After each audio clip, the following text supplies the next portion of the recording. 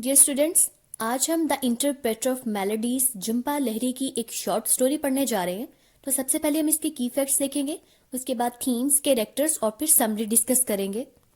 Title तो आपको पता है, इंटरप्रेटर ऑफ मेलोडीज है। अब इंटरप्रेटर ऑफ मेलोडीज का मतलब क्या है? मेलोडी कहते हैं बीमारी को, मतलब डिजीज को, एलिमेंट को, ठीक है।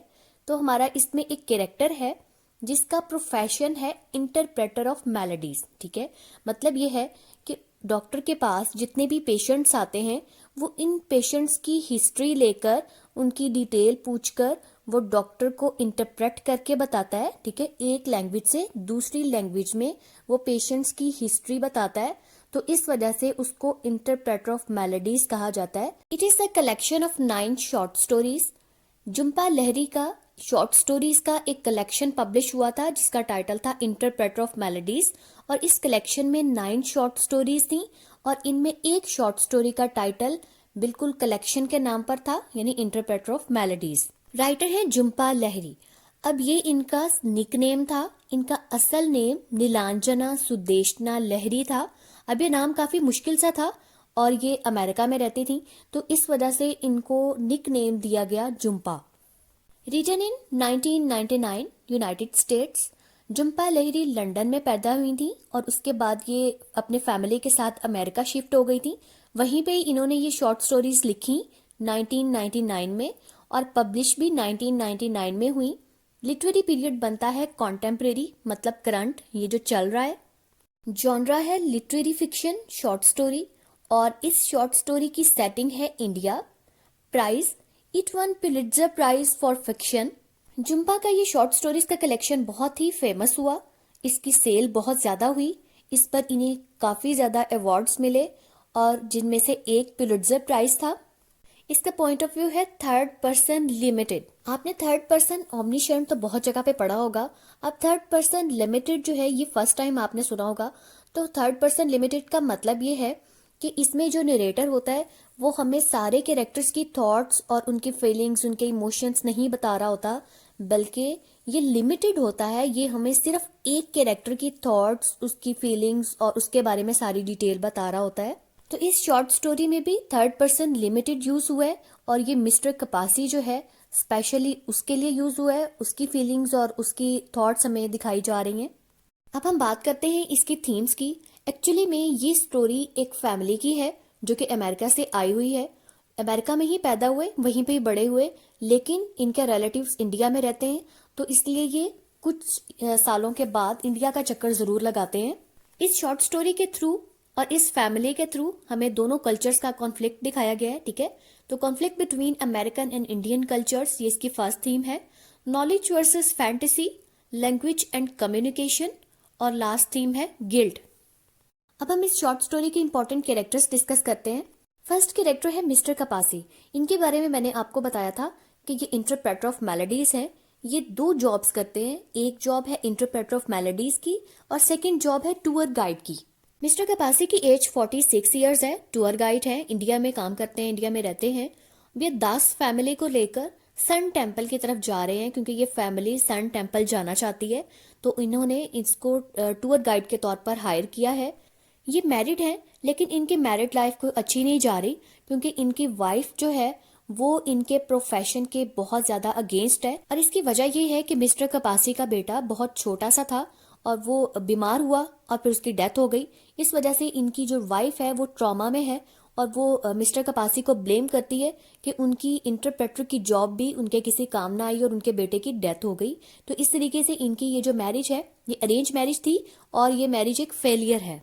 नेक्स्ट कैरेक्टर है मिसिस दास। इसका रियल नेम है मीना। 28 ईयर्स इसकी एज है, काफी यंग और फैशनेबल है। 3 बच्चे हैं इसके, 2 बेटे और 1 बेटी।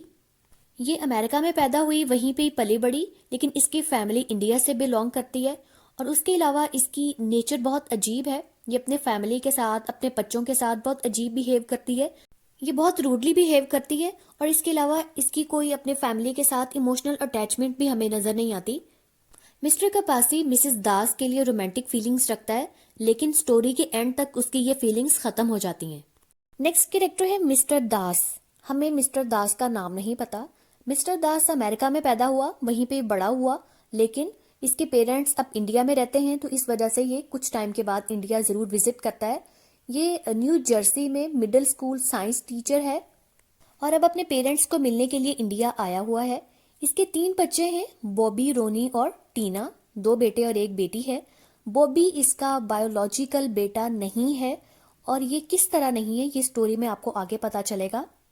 पूरी स्टोरी में ये या तो रीडिंग करता रहता है या फिर तस्वीरें बनाता रहता है, स्नैप्स बनाता रहता है, ठीक है। और रीडिंग क्या करता है, ये टूर गाइड की जो बुक है वो रीड करता है। रोनी ये सबसे बड़ा बेटा है, बॉबी उससे छोटा है और टीना सबसे छोटी बच्ची है और इसकी एज 6 इयर्स है। अब हम चलते हैं स्टोरी की डिटेल समरी की तरफ। दास फैमिली सन टेम्पल का विजिट करने के लिए जा रही है। इन्होंने मिस्टर कपासी को टूर गाइड के तौर पर हायर किया है। मिस्टर कपासी ने दास फैमिली को होटल से पिक किया और अब इन्हें सन टेम्पल की तरफ लेके जा रहा है। लेकिन अभी इन्हें अपना ट्रेवल स्टार्ट किए हुए थोड़ा ही टाइम हुआ था कि मिस्टर कपासी को गाड़ी रोकना पड़ी, क्योंकि जो सबसे छोटी बच्ची है टीना, उसे बाथरूम जाने की जरूरत पड़ गई है। मिस्टर कपासी देखता है कि अब मिस्टर और मिसेस दास दोनों आपस में लड़ रहे हैं, बहस कर रहे हैं, क्योंकि मीना कहती है, मीना यानी मिसेस दास कहती है कि मैं टीना को वॉशरूम नहीं लेके जाऊंगी और मिस्टर दास कहता है कि मैं भी नहीं जाऊंगा। तो दोनों इस तरह आपस में बहस कर रहे हैं, लेकिन फाइनली मिसेस दास जो है वो टीना को लेकर बाथरूम चली जाती है, लेकिन वो टीना का हाथ नहीं पकड़ती, ऐसे ही गुस्से में उतर के चली जाती है। अब गाड़ी में मिस्टर कपासी, मिस्टर दास और उनके 2 बेटे यानी बॉबी और रोनी बैठे हुए हैं। मिस्टर कपासी पहली चीज जो नोटिस करता है वो ये है कि मिस्टर और मिसेस दास दोनों बहुत यंग नजर आते हैं, हालांकि उनके 2 बेटे और 1 बेटी है, यानी 3 बच्चे हैं। फिर वो बच्चों को गौर से देखता है। बॉबी और रोनी दोनों शक्ल से इंडियन लगते हैं, लेकिन उनके ड्रेस फॉरेनर्स वाले हैं। इसी दौरान इनका बड़ा बेटा रोनी गाड़ी का डोर खोल के बाहर निकलता है और एक गोट यानी एक बकरी को खाना खिलाने लग जाता है। मिस्टर दास उसे मना करते हैं, लेकिन वो मिस्टर दास की एक बात भी नहीं सुनता और फौरन निकल जाता है। मिस्टर दास बॉबी को कहते हैं कि जाके उसे बुला के लाओ, उसे रोको, लेकिन बॉबी भी उनकी बात को इग्नोर कर देता है। यहाँ से पता चलता है कि बच्चे अपने फादर की बात को फॉलो नहीं करते, यानी एक जो रोल होता है फादर का, यहाँ पे उस रोल को उन्होंने डिनाई किया है। टाइम पास करने के लिए मिस्टर कपासी मिस्टर दास के साथ बात करना शुरू कर देता है और मिस्टर दास से बताता है कि वो अमेरिका में ही पैदा हुआ, वहीं पे ही बड़ा हुआ, लेकिन अब उनके पेरेंट्स इंडिया शिफ्ट हो चुके हैं रिटायरमेंट के बाद, तो इस वजह से वो कुछ सालों के बाद वापस इंडिया जरूर आते हैं अपने पेरेंट्स को विजिट करने के लिए। इसी टाइम टीना भागती हुई रेस्ट रूम से वापस आती है, तो मिस्टर दास उसे पूछते हैं कि मीना कहाँ पे है। इस पर मिस्टर कपासी बहुत हैरान होता है, क्योंकि उसने बच्ची से उसकी माँ का नाम लेकर पूछा है और इस वजह से मिस्टर कपासी को ये बहुत अजीब लगा। उसी टाइम मिसेस दास वापस आती है और उसके हाथ में पफ्ड राइस का एक पैकेट होता है, एक बैग होता है। अब मिस्टर कपासी मिसेस दास को बहुत गौर से उसकी हर चीज को ऑब्जर्व करता है। मिस्टर कपासी और मिस्टर दास आपस में बातें कर रहे होते हैं। मिस्टर दास बताता है कि वो न्यू जर्सी में स्कूल टीचर है, साइंस टीचर है, और वो अपने स्टूडेंट्स को हर साल म्यूजियम जरूर लेके जाता है, नेचुरल हिस्ट्री के म्यूजियम लेके जाता है, और उसको लगता है कि उसकी लाइफ जो है काफी हद तक मिस्टर कपासी के साथ सिमिलर है। मिसेस दास अब गाड़ी में बैठ जाती है, टेक लगाकर बैठ जाती है और पफ्ड राइस खोलकर खाने लगती है और किसी को भी ऑफर नहीं करती। उनका सफर अब दोबारा से कंटिन्यू है। रास्ते में एक जगह पर बहुत ज्यादा मंकीज होते हैं, रोड के ऊपर, दरख्तों के ऊपर। बच्चे इन मंकीज को देखकर बहुत ज्यादा एक्साइटेड हो जाते हैं। अब अचानक से मिस्टर कपासी को ब्रेक लगाना पड़ती है, क्योंकि एक मंकी रोड के ऊपर आ जाता है और जब ये ब्रेक लगाते हैं तो एक मंकी गाड़ी के हुड पर आकर बैठ जाता है। मिस्टर दास मिस्टर कपासी से कहते हैं कि अब गाड़ी जरा रोके रखो ताकि मैं मंकीज की फोटोज बना लूं। मिसेस दास अपनी नेल पॉलिश निकालती है और लगाना शुरू कर देती है। टीना अपनी माँ से कहती है कि मुझे भी नेल पॉलिश लगाओ, लेकिन मिसेस दास उसे डांट कर चुप करके बैठा देती है। मिस्टर दास जब स्नैप्स बना लेते हैं तो मिस्टर कपासी को कहते हैं कि चलो अब दोबारा से गाड़ी स्टार्ट करो और चलो। रास्ते में अब मिसेस दास कंप्लेन करती है कि गर्मी बहुत ज्यादा है और मिस्टर दास को चाहिए था कि वो एयर कंडीशन गाड़ी हायर करते, लेकिन मिस्टर कपासी का कहना है कि गर्मी बिल्कुल भी नहीं है। अब रास्ते में एक जगह मिस्टर दास मिस्टर कपासी को कहते हैं कि गाड़ी रोको, क्योंकि वो एक तस्वीर लेना चाहते हैं। रास्ते में एक शख्स अपने कार्ट के ऊपर बैठकर जा रहा है, यानी गधा गाड़ी पर बैठा हुआ है। 2 बुल्स उसकी गाड़ी को खींच रहे हैं और उस आदमी ने टर्बन ली हुई है और उसके पांव नंगे हैं। मिस्टर दास उसकी स्नैप लेने के लिए, उसकी फोटो बनाने के लिए गाड़ी रुकवाते हैं। मिस्टर दास अब मिस्टर कपासी से पूछते हैं कि क्या तुम्हें अपनी जॉब मुश्किल नहीं लगती? ये टूर गाइड की जो जॉब है ये तो काफ़ी मुश्किल है। लेकिन मिस्टर कपासी कहते हैं कि वो अपनी जॉब को बहुत ज़्यादा इंजॉय करते हैं और ये सन टेम्पल जिसको वो देखने जा रहे हैं ये उनकी फेवरेट स्पॉट्स में से एक है। मिस्टर कपासी बताते हैं कि उनकी एक सेकंड जॉब भी है। वो डॉक्टर के ऑफिस में इंटरप्रेटर का काम करते हैं, यानी ऐसे पेशेंट्स जो डॉक्टर की लैंग्वेज नहीं समझ सकते मिस्टर कपासी उनको ट्रांसलेट करते हैं।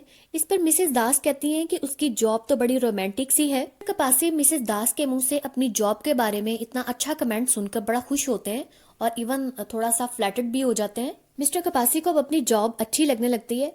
मिस्टर कपासी मजीद बताते हैं कि उन्होंने ये डॉक्टर के ऑफिस में जॉब सिर्फ इसलिए की थी ताकि वो अपने बीमार बेटे के मेडिकल बिल्स पे कर सकें, यानी उनका बेटा बहुत ज़्यादा बीमार था और इस वजह से मजबूरी में उन्होंने ये जॉब स्टार्ट की थी।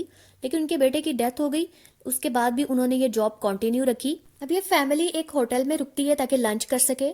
लंच के बाद बच्चे मंकीज को देखने के लिए बाहर चले जाते हैं और मिस्टर दास कहते हैं कि वो मिसेस दास और मिस्टर कपासी की पिक बनाना चाहते हैं, यानी उनकी स्नैप लेना चाहते हैं। और वो मिसेस दास को कहते हैं कि वो मिस्टर कपासी के थोड़ा करीब हो जाएं, यानी जैसे तस्वीर बनाते वक्त हम पोज बनाते हैं तो पोज के लिए उन्होंने कहा कि वो थोड़ा करीब हो जाएं। इस पर मिस्टर कपासी बहुत ज्यादा खुश होते हैं और इवन वो मिसेस दास के परफ्यूम की स्मेल भी नोटिस करते हैं। मिसेस दास मिस्टर कपासी से कहती हैं कि अपना एड्रेस बता दो ताकि वो इन स्नैप्स की कॉपीज उसके घर भेज लें। मिस्टर कपासी फिर बहुत ज्यादा खुश हो जाते हैं और वो बहुत एहतियात के साथ एक पेपर के ऊपर अपना एड्रेस लिखकर उसे पकड़ा देते हैं। अब जैसे ही वो एड्रेस लिखकर दे देते हैं उन्हें एक नई परेशानी लग जाती है कि कहीं उन्होंने एड्रेस गलत तो नहीं लिख दिया। मिस्टर कपासी अब उन लेटर्स के बारे में सोचने लग जाते हैं जो फ्यूचर में उनको मिसेस दास भेजेंगी। यहाँ से हमें पता चलता है कि मिस्टर कपासी जो है वो बड़े अनरियलिस्टिक से आदमी है और बड़े खुश फहम है, क्योंकि मिसेस दास के एड्रेस लेने पर ही वो बहुत आगे निकल जाते हैं और सोचते हैं कि वो दोनों एक दूसरे को लेटर्स लिखा करेंगे और फिर अपनी लाइफ में जो उनकी अनहैप्पीनेस है और उनकी जो मैरिज है वो अनसक्सेसफुल है वो ये सारी बातें एक दूसरे के साथ डिस्कस करेंगे और फिर फाइनली उनकी जो फ्रेंडशिप होगी वो रोमांस में बदल जाएगी। अब मिस्टर कपासी बड़े खुश खुश अपने सोचों में गुम है। अब ये लोग कोणार्क में सन टेम्पल पर पहुंच जाते हैं। मिस्टर कपासी सब लोगों को बताते हैं कि ये जो टेम्पल है ये 13th सेंचुरी में बनाया गया था। मिस्टर दास अपने कैमरा से फोटोज बनाने में मसरूफ हैं और उसके साथ साथ वो अपनी गाइड बुक पर लिखी हुई जितनी भी इंफॉर्मेशन है वो आसपास के लोगों को पढ़ पढ़ कर सुना रहे हैं। टेम्पल पर 2 नेकेड स्टेचूज को देखकर मिस्टर कपासी को याद आता है कि उसने तो कभी अपनी वाइफ को भी नेकेड नहीं देखा। अब मिस्टर कपासी चल रहे हैं और इनके आगे आगे मिसेस दास हैं। मिस्टर कपासी मिसेस दास के साथ अकेले कुछ वक्त गुजारना चाहते हैं, लेकिन मिस्टर कपासी को लगता है कि मिसेस दास अकेले आगे जाना चाह रही हैं, तो फिर वो वहीं पे स्टेचूज के पास रुक जाते हैं। मिसेस दास दोबारा वापस आती हैं और मिस्टर कपासी से पूछती हैं कि ये स्टेचूज किस चीज को रिप्रेजेंट करते हैं। तो मिस्टर कपासी बताते हैं कि ये सूरज के गुरूब होने को यानी सन सेट होने को रिप्रेजेंट करते हैं। मिसेस दास जवाब में कहती हैं नीट। अब मिस्टर कपासी कंफ्यूज हो जाते हैं कि ये नीट उन्होंने किस लिए कहा है और इसका क्या पर्पज है। अब दोबारा से मिस्टर कपासी अपनी सोचों में गुम हो जाते हैं और अपनी फैंटेसी वर्ल्ड में वो सोचते हैं कि वो अपने लेटर्स में क्या क्या बातें करेंगे, यानी वो लेटर्स जो वो मिसेस दास को लिखेंगे उन लेटर्स में वो उनको इंडिया के बारे में बताएंगे और वो कहेंगे कि वो मिसेस दास उन्हें अमेरिका के बारे में बताएं। इस तरीके से वो दोनों अपनी जो थॉट्स हैं उनको शेयर करेंगे। फैमिली की बातों से उन्हें पता चलता है कि ये फैमिली 10 डेज के बाद अमेरिका वापस चली जाएगी। मिस्टर कपासी अब सोचते हैं कि अमेरिका जाने के ऑलमोस्ट 6 वीक्स के बाद वो जरूर लेटर लिखेंगे या 6 वीक्स के बाद मिसेस दास उनके साथ कांटेक्ट जरूर करेंगी। मिसेस दास के चले जाने का सोचकर मिस्टर कपासी उदास हो जाते हैं। फैमिली अब वापसी के लिए निकल पड़ती है। मिस्टर कपासी सजेस्ट करते हैं कि यहाँ पर उडायागरी और खादीगर की हिल्स पर, अगर मैं ये नेम गलत बोल रही हूँ तो मुझे माफ कीजिएगा, तो मिस्टर कपासी कहते हैं कि उडायागरी और खादीगर की हिल्स पर कुछ मोनेस्टिक डिवेलिंग्स हैं, मतलब कुछ रिलीजियस जगह हैं, उन्हें देखने आपको जरूर जाना चाहिए। अब उनकी सजेशन मिस्टर दास और मिसेस दास को अच्छी लगती है और ये अग्री हो जाते हैं। जब वो वहां पहुंच जाते हैं तो मिसेस दास गाड़ी के अंदर ही बैठी रहती हैं और कहती हैं कि मैं बहुत ज्यादा थक गई हूँ, मैं नहीं जा सकती। इस पर मिस्टर दास गुस्सा होते हैं। मिस्टर दास अब मिस्टर कपासी को कहते हैं कि आप मेरे साथ चलें, लेकिन मिस्टर कपासी कहते हैं कि वो गाड़ी छोड़कर नहीं जा सकते। इस पर मिस्टर दास गुस्से में बच्चों को अपने साथ लेकर निकल जाते हैं। मिस्टर दास जिस रास्ते पर चल रहे होते हैं वहाँ आसपास बहुत से मंकीज होते हैं। वो मंकीज मिस्टर दास और बच्चों के इर्द गिर्द खड़े हो जाते हैं और उन्हें ऑब्जर्व करने लग जाते हैं। मिस्टर कपासी और मिसेस दास अब कार के अंदर ही बैठे हुए हैं और ये बच्चों को देख रहे हैं बॉबी के पास एक स्टिक है और वो स्टिक को इधर उधर घुमा रहा है, मंकीज के साथ खेल रहा है। अब ये देखकर मिस्टर कपासी कहते हैं कि बॉबी बहुत ब्रेव बॉय है। इस पर मिसेस दास कहती हैं इसकी रीजन ये है कि बॉबी एक्चुअली में मिस्टर दास का बेटा नहीं है। ये बात सुनकर मिस्टर कपासी बहुत शॉक्ड रह जाते हैं, लेकिन वो अपने आप को नॉर्मल रखने की कोशिश करते हैं। मिसेस दास बताती हैं कि बॉबी के बारे में ये ट्रूथ उन्होंने आज से पहले कभी किसी को नहीं बताई, पहली दफा मिस्टर कपासी को बताया है। फिर वो मिस्टर दास के साथ अपनी रिलेशनशिप के बारे में बताने लग जाती हैं और बताती हैं कि दोनों फैमिलीज में बहुत पहले से बहुत अच्छी दोस्ती थी और वो दोनों एक दूसरे को बहुत पहले से जानते थे और इवन एक दूसरे के बारे में बहुत ज्यादा पैशनेट भी रहे थे। और शादी के जो स्टार्टिंग ईयर्स थे उनमें उनका रिलेशनशिप बहुत अच्छा था। लेकिन जब उनका पहला बेटा रोनी पैदा हुआ तो उसके बाद मिसेस दास को लगने लगा कि बीइंग ए मदर उनकी रिस्पॉन्सिबिलिटीज बहुत ज्यादा है और उनके हस्बैंड जो है उन पर भी काम का लोड बहुत ज्यादा हो गया है। तो दोनों अब अपनी अपनी लाइफ में एक दूसरे से अलग हो गए हैं और दोनों के दरमियान अब फासले बढ़ने लग गए हैं। इन्हीं दिनों मिस्टर दास का एक friend new Jersey job interview के लिए आया।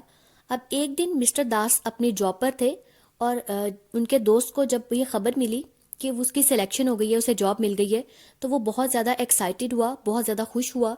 और ये दोनों घर पर अकेले थे। मिसेस दास उसे रिफ्यूज ना कर सकी और फिर इसी अफेयर के नतीजे में बॉबी पैदा हुआ। अब ये बात उस दोस्त को भी नहीं पता और ना ही मिस्टर दास को पता है कि बॉबी उनका बेटा नहीं है और ना उस दोस्त को पता है कि बॉबी उसका बेटा है। मिस्टर कपासी मिसेस दास को कहते हैं कि मिसेस दास आप ये सब मुझे क्यों बता रही हैं। इस पर मिसेस दास बहुत गुस्सा हो जाती है और उसे कहती है कि तुम मुझे मिसेस दास क्यों कह रहे हो, मेरी तो अभी एज जस्ट 28 है और मेरी एज के तो तुम्हारे बच्चे भी होंगे। मिस्टर कपासी को फौरन से रियलाइज हो जाता है कि मिसेस दास उसे अपना कोई लवर नहीं समझ रही या उसके साथ कोई अफेयर नहीं बनाना चाह रही, बल्कि वो उसे पेरेंट कंसीडर कर रही हैं। मिसेस दास अब मिस्टर कपासी की बात का जवाब देती हैं कि वो अपना ये सीक्रेट उन्हें क्यों बता रही है। वो कहती है कि वो मिस्टर कपासी को इसलिए बता रही है कि वो अपने टैलेंट को यूज करें, वो टैलेंट जिसमें वो इंटरप्रेटर ऑफ मेलोडीज का काम करते हैं, उसकी अपने फैमिली और अपने बच्चों के लिए जो टेरिबल फीलिंग्स हैं, बिट्रेयल की जो फीलिंग्स हैं, उन फीलिंग्स को रिलीव करने में उसकी हेल्प करें। मिस्टर कपासी मिसेस दास से पूछते हैं कि क्या आप पेन फील करती हैं या आपको कोई गिल्ट फील होता है। मिसेस दास इस बात पर गुस्सा हो जाती हैं, उनके चेहरे का रंग बदल जाता है। अब वो गुस्से में गाड़ी से बाहर निकलती हैं और उनकी गोद में जो पफ्ड राइस का पैकेट पड़ा होता है वो नीचे गिर जाता है और सारे राइस आसपास बिखर जाते हैं। मिस्टर कपासी भी मिसेस दास के पीछे गाड़ी से निकल आते हैं और मिसेस दास अब अपनी फैमिली को ढूंढती हैं और उन्हें कहती हैं कि रुको, मैं भी आ रही हूँ, मेरे साथ मिलकर फोटोग्राफ बनाना। अब ये सब लोग पोज बनाते हैं और मिस्टर कपासी पूरी फैमिली की पिक्चर लेते हैं। जब ये फोटो बना लेते हैं तो उसके बाद इन्हें रियलाइज होता है कि बॉबी मिसिंग है। अब ये बॉबी को ढूंढते हैं और क्या देखते हैं कि बॉबी को मंकीज ने घेरा हुआ है। जहां पर मिसेस दास से पफ्ड राइस नीचे जमीन पर गिरे थे उसके करीब ही बॉबी खड़ा है और वहां पर सारे आसपास मंकीज हैं। मंकीज ने लड़के को घेरा हुआ है और बॉबी बहुत ही ज्यादा खौफजदा है। कोई मंकी उसकी टांग खींच रहा है, कोई उसके सर के ऊपर चढ़ रहा है। ये देखकर सब लोग खौफजदा हो जाते हैं। मिसेस दास मिस्टर कपासी को कहती हैं कि जल्दी से कुछ करो। मिस्टर कपासी सारे मंकीज को डराकर भगा देते हैं और बॉबी को वहां से रेस्क्यू कर लेते हैं। बॉबी बहुत ज्यादा डरा हुआ होता है और उसकी ब्लीडिंग हो रही होती है। मिसेस कपासी उसकी फटी हुई शर्ट को ठीक करती हैं और उसके सारे जख्मों की बैंडेज करती हैं और कहती हैं कि जल्दी से अब उन्हें होटल वापस जाना है। इसके साथ ही वो अपने हैंडबैग से हेयर ब्रश निकालती हैं और बॉबी के बाल बनाने लगती हैं। जब वो अपने हैंडबैग से हेयर ब्रश निकालती हैं तो उसके साथ ही एक पेपर भी बाहर निकलता है और हवा के साथ उड़कर दूर चला जाता है। कोई भी नोटिस नहीं करता, लेकिन मिस्टर कपासी ने ये नोटिस किया है क्योंकि ये वही पेपर था जिस पर मिस्टर कपासी ने अपना एड्रेस लिखा हुआ था। और जब वो कागज उड़कर दूर चला जाता है, मिस्टर कपासी दोबारा वापस अपनी नजरें ड्राइविंग पे लगा देते हैं और सोचते हैं कि इस फैमिली का ये इमेज हमेशा वो अपने माइंड में महफूज रखेंगे। यहाँ पे हमें नॉलेज वर्सेस फैंटेसी की थीम मिलती है क्योंकि मिस्टर कपासी को जब इस फैमिली के बारे में इनकी डार्कर साइड नहीं पता थी, उस टाइम पे ये इस फैमिली को आइडियलाइज कर रहे थे, इन्हें बहुत अच्छा समझ रहे थे। लेकिन जब इन्हें इनका असल चेहरा नजर आ गया तो इनका सारा इंटरेस्ट जो था वो खत्म हो गया। इसके साथ ही ये स्टोरी एंड हो जाती है। आई होप आपको बहुत अच्छे से समझ आई होगी। तो मेरे चैनल को सब्सक्राइब करना आपने बिल्कुल नहीं भूलना। मेरी वीडियो को लाइक और शेयर भी आपने जरूर करना है। Thank you for watching.